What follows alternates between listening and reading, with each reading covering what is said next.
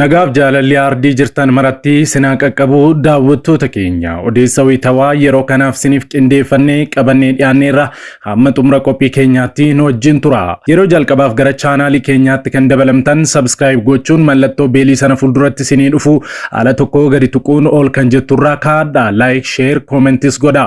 Yeroo kana gootanii kaasee yeroo hundumaa oduuwwan haaraan wayita gadhiifaman dafanii isin qaqqabu. Kallattiin gara oduu keenyaatti wal wajjin dabarru. Waggoota 15 dura ture waldaa warra wangeelaa makaana Yesuus Itoophiyaa walitti dhufeenya waldoota biyyoota lixaa jechuunis waldoota kiristaanaa Ameerikaa fi Awurooppaa wajjin qabdu kan adda addaa kutte.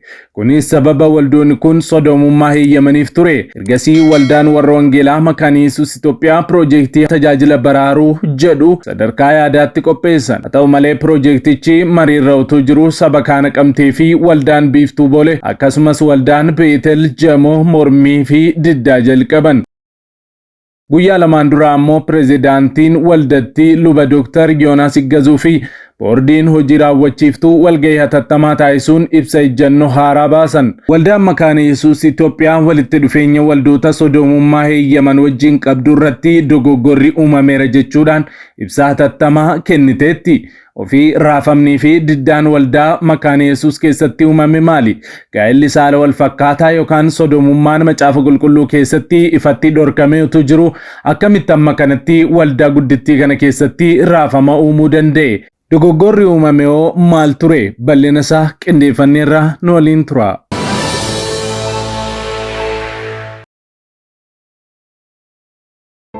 Viidiyoo kana like gochuudhaan jalqabaa.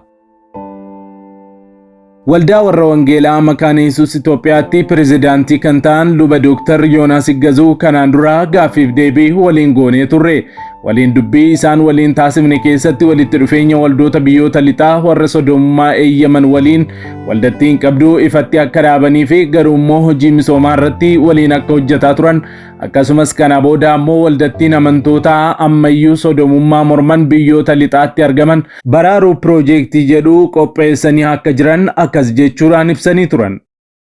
Waldoota kana wajjin addaan cituun murtaa'uun waan hin hafnedha. Garuu waa lama laaluutu ta'a kan jedhamu ka'e. Inni tokkoffaani addaan cituun inuma cinna. Haa ta'u iyyuu malee garuu waldoota kana keessa immoo amantoonni amanamoon amantoonni Waaqayyoonis sodaatanii dubbii Waaqayyoos jaallatan dubbii Waaqayyoof kabaja kennan dubbii Waaqayyoo akka jirutti amanan jiru. Gatii ta'ee fi amantoonni kun biyya sana keessatti ofii isaaniiti cimanii amantii isaaniitti jabaatanii dhaabatanii wanta jireenya amantii kiristiyaanaatiin wal faallessu kana dura dhaabachuu akka danda'anii fi attamittiin tajaajila kenninaaf. Lammaffaa immoo biyyuma kana keessatti attamittiin wangeelli hojjetamuu danda'a. Caalaansaa waldaa Swiidinii oolchuuf jechuun hin ta'in warra achi keessa jiran tajaajillee isaan immoo jal'ina achi keessa jiru yookiin daba achi keessa jiru dogoggora achi keessa jiru sirreessuu irratti tarii gaaf tokko cimanii wal ijaaranii ka'uu danda'u kan jedhamuuni yaadi tajaajila misiyoonummaadhaa isa baraaruu kan jedhamu tajaajila ergaa wangeelaa baraaruu irratti xiyyeeffate afaan Ingiliffaatiin rescue mission afaan Amaariffaatiin tirginnaa misiyoonaawii taliikoo kan jedhamu kaa'ame jechuudha. Haa ta'u malee karoorri kun amantootaa fi gaggeessitoota waldattii hedduu biratti mormii guddaa kaase. Kanaanis waldootiin akka waldaa makaana Yesuus Naqamtee, waldaa Biiftuu Boolee fi waldaan Beetel makaana Yesuus Jamoo ifaan ifatti piroojeektii kana mormuu isaanii beeksisan. Kun ammoo shakkii fi burjaajiin duraan ture ifatti uummata keessatti akka uumamuu taasise. Maarree ibsee ejjennoo waldaan Biiftuu Boolee karaa aadde Leensaa Guddinaatiin baaftee gabaabaatti akkas kan jedhu ture. Warra dhiiraa wajjin isin jiraatu dubartii wajjin isin jiraatu karaa lamaanuu jechuudha. Akkas jechaa itti fufaa booda baay'achaa wanti haalli saalqunnamtii fi walitti hidhachuun kun baay'achaa yeroo deemu dhuma irratti dheerachuu isaarraa kan ka'e plus yookiin mallattoo ida'amuu isa ida'uu isa kaa'anii ti akkasitti dhiisanii jechuudha. Dubbichi waldaa kiristaanaa keessatti kallattiidhaan fuulaa fuulatti yeroo inni itti ba'ee akka lakkoobsa addunyaatti 2010 irrattidha. Kana jechuun 24 keessa jirra, waggaa 14-15tti deemaa jira jechuudha. Inni kun Evangelical Lutheran Church of America kan jedhaman kan isa kana in hordofnaa, in eebbisnaa, hin simannaa waldaa keenya keessatti jechuudhaan waldaan gargar yerootti cabdeedha. Hin mormina warri jedhan kophaatti ba'anii lakkii hin simanna warri jedhan immoo waldaa keessatti hafanii jechuudha. Kana ilaalchisee waldaan Makaana Yesuus Itoophiyaa dhimma kana laaluudhaan yeroo sanatti geggeessitoonni turanii dhimma kanaan hin mormina wanta ta'eef hariiroo waldoota isa kana deeggaran wajjin qabnu kunneerra kan jedhuun hariiroo isaanii kutuun isaanii hin yaadatamaa jechuudha. Isa kanas dhageenyeerra jechuudha. Haa ta'u malee bukkeetti wanti jedhame tokko tureera yeroo sanatti. Inni kun rescue mission yookiin afaan Oromootti ergamummaa baraaruu kan jedhu anumatu hiike. Rescue mission maal jechuudha? Namoota irraa kaatan kana deebisuun nurra jira kan jedhu itti yaallu kan jedhu keessumsiifameera. Haa ta'u malee tarsiimoonis ittiin baane hojichi hin hordofamne jechuudha. Inni kun yaadatti qabadhaa turee boodarratti dubbii fide qaba wanta ta'eef. Rescue missioniin kun yookiin tajaajila baraaruu yookiin ergamummaa baraaruu inni jedhu kuni maalidha yaannisa? Namoonni kun wangeela irraa kaataniiru wanta ta'eef bar tokko abbootiin isaanii dhufanii wangeela nutti lallabanii jireenya arganneerra wanta ta'eef warra irraa kaatan kana hin deebisnaa kan jedhudha. Dubbii kana gadi fageessinee yeroo laallu abbootiin keenya, abaabiliin keenya wangeelan beeknee waaqa biraa waaqeffatu turanii warri Awurooppaa warra Ameerikaa dhufanii wangeela lallabanii wangeela fudhatan. Warri kun garuu warra wangeelan beekne miti. Warra barumsi isaanii baay'ee fagoo deemee beekumsa qabanidha. Beekumsa sana irratti hundaa'uudhaanii barumsa dogoggoraa hiika macaafa qulqulluu jijjiiruudhaanii filannoon keenya isa kanadha. Macaafi qulqulluu akka dubbatu kana yoo beekan iyyuu diddaadhaan gara kanatti kana deemanidha. Isa kanaafi diddaan kuni Ibroota 10:28-29 booda fudhattanii manatti dubbisuu hin dandeessu. Akkas jedha 28 irraa. Namni seera Musee hojiirra kan oolle godhe dhuga baatonni 2 yookiin 3 erga dhugaatti ba'anii ho'a malee hin ajjeefamaadha. Seeruma Musee. Amma mootti ani akkas jedha kakuu haaraa keessatti. Namni ilma Waaqayyootti miilla haxaa'atuuf nama dhiiga kakuu isattiin qullaa'e sanaa waan xuraa'aatti lakkaa'uuf hafuura ayyaana namaaf kennu isa arrabsuuf adaba hammamiitu isaaf mala jettanii yaaddure. Didanii warri kun warra etuu beekanii beekumsa etuu qabanii didanii sagalee Waaqayyoo warra darbanii dhiigattiin qulqullaa warra dhiitaniidha. Warra ejjetan warra dhidhiitanii ittiin jedha. Kanaaf dubbiinsaa wal falmisiisaa tureera.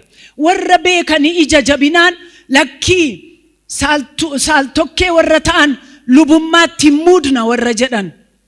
Dhiiraaf dhiira waltajjii wardaalatti wal fuusisna, dubartiif dubartii wal fuusisna warra jedhan hin oolchina jedhanii hariiroo isaan wajjin dhaabbachuun dogoggora kan jedhu haasaa cimaatu ture. Waldaan Makaana Yesuusis isa kanatti ittiin fufne. Ergasii ammoo guyyaa lamaan dura lubi Dr. Yoonaas Iggazuu fi boordiin hojii raawwachiiftuu waliin ta'uudhaan ibsaa atattamaa afaan Amaariffaa kanaan kennan. I'm the first openly lesbian bishop in the ELCA. I thank God for those who've come before me and those who'll come after, and I pray that I will serve all the people of the ELCA as faithfully as I can. ቤተ ክርስቲያኒቱ የሰባኛው መርሃ ግብር ላይ መጽሐፍ ቅዱሳዊ ልምምድን የተቀበሉ ቤተ ክርስቲያን መሪዎች መጋበዛቸውና የመካፈላቸውን አጋጣሚ እንዴት እንደተከሰተ ቦርዱ ከቀረበለት ዝርዝር መግለጫ ሁኔታውን ተገንዝቦ ስህተት መሆኑን ተቀብሏል። ለወደፊቱም እንዲህ አይነት ሁኔታ እንዳይደገምና የነበሩ ተያያዥ ግንኙነቶችም እንዲቋረጡ ወስኗል። ቦርዲን inni dhumarratti qajeelchi kennameef kuni hojii isaa hojjetee dhiyeesseef boordii hojii raawwachiiftuuti. Yeroo dhiyeessu dhumarra hin geenye wanta hojjetamuun maluuftu jira. Booddeetti deebi'iti irra deebi'i ilaaliiti boordii 63ffaa boordiin ni sana murteesse boordii hojii raawwachiiftuun isa 62ffaadha. Amma isa 63ffaa irratti naa dhiyeessi jedheeti qajeelee amma 63ffaan fuula keenya dura jira. Wanti odeeffame garuu waldaan makaana Yesuus Yihuudinoota warra Ameerikaa waldaa Ameerikaa Luuteraan Ameerikaatii fi waldaa Swiidin ijjiniin walitti deebitee michummaa ishee ijaarte deebistee kan jedhudha. Wanta fuula dura jirudha deebi'ee immoo walitti hin deebinu. Yoo isaan qalbii diddiirratanii dogoggorreerra jedhanii jedhan irraa kan hafe isaanii wajjiniin walitti deebi'uu hin dandeenyu. Walitti dhufeenyi keenya immoo michummaan keenya immoo duri michummaa walijjiniin michummaa gadi fagoodha. Full communion partnership kan jedhudha. Amma sanatti utuma iyyuu hojii misiyoonummaa sanarratti murtii murtaa'e amma sanatti hin deemnu. Fagoodhumatti wantoota hojjenna waliin jechuudha. Oduun suni oduu dharaati dogoggora. Yaada isaatu qajeelchitti kenname hin murtoofne yoodhuma murtaa'e iyyuu michummaa isa durii sana deebisanii ijaaruu irratti murtaa'u. Otuun jirru hin murtaa'u. Ani tun jiru. Ilaaga gaaffii kanaadha kan gaafatamuu malu nus kan deebisuu yaadaa jirru isa kanaadha. Amantoota sana tajaajillee yoo jenne waldaadhuma Swiidinii sana tarii lafa duriitti deebifna kan jedhamutti amanna nuti. Biishooppota qeesota isaanii luboota isaaniitu baay'een nu kottaa nu gidduutti hojii hojjedhaa nu qaqqabaa jedhanii waamicha waamaa jiru. Kanaaf amma wanti nu yaanne maayinni global congregation mission oriented global congregation kan jedhamu yaan waldaa waldaadhuma amantootaa akkuma amma Itoophiyaa keessatti qabnu akkuma fakkeenyaaf waldaa Gullallee kan fakkaatu waldaa 5 kiiloo kan fakkaatu waldaa Uraa'el waldaa maalii kan fakkaatu biyyoota kana keessatti makaana Yesuusii dhaabdi. Makaana Yesuus amma ammaatti ethnic churchidha. Maal jechuudha? Itoophiyaa keessatti duwwaa hojjetti. Itoophiyaadha ala hojjechuu danda'utu isheerra jira. Kanammoo kan isheen hojjechuu dandeessu ofii isheetii congregation yookiis immoo afaan Amaariffaan maayibara mi'manaan afaan Oromootiin waldaa amantootaa dhaabdee waldaa amantootaa kana immoo afaan Ingiliffaan yookiis afaan biyya sanaatiin tajaajiluu akka dandeessu gochuudha. Waldaan kiristaanaa keenya makaana Yesuus immoo namni dhiiraaf dubartiidha kanuma. Dhiira uumamaanii dubartii uumamaan sanamichi of beeka jedhamu waldaan keenya isa kanaa fi beekamtiin kennitu hin beeknu nuti. Kanaafi fuutii fi heerumni dhiiraaf dubartii gidduutti ta'a. Kan jedhu ejjennoo qabdi dubbii waaqayyootis kuni. Kanaaf hin balaaleffatte kallattiidhumaanii jechuudha. Hin balaaleffatte yeroo sanas har'as hin balaaleffatte itti fuftee. Deebi'ee immoo warri gee jedhaman kun homosexuals warri jedhaman kuni tajaajilatti waamamuu hin danda'u qeesiis ta'uu hin danda'u luba ta'uu danda'u isaan jedhan immoo hin ta'uu hin maaliif shaakalli sun cubbuudha jennee amanna nuyi. Macaafni qulqulluunis akka kana nu barsiisa.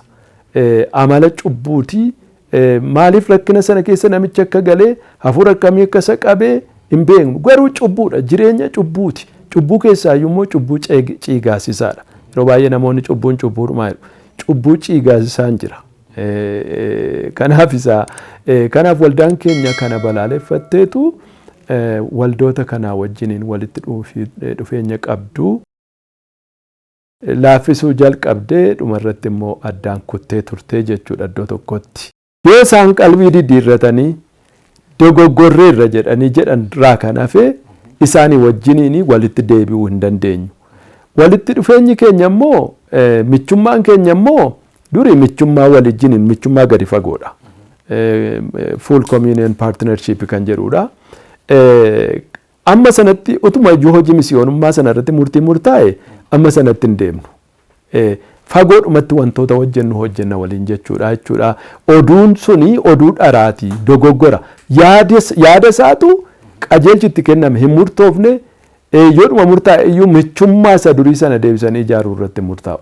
Otoo nu jirru hin murtaa'u. Ani tun jiru. Boordiin hojii raawwachiiftuu waldatti ibsa kanaan dogoggorri uumamuu ifatti ibsuudhaan burjaajii uumameef amantoota dhiifamaa gaafatanii walitti dhufeenyaa fi piroojeektii amantoota biyyoota lixaa baraaruu jedhu sanas guutummaan guutuutti adda kutuun akka dhaabbatuu fi ejjennoon isaan gaa'ela saaltokkee yookaan sodoomummaa eeyyamuu irratti qaban kan macaafa qulqulluu irraa adda akka hin taane ibsicha keessatti irra deddeebiidhaan cimsanii beeksisan.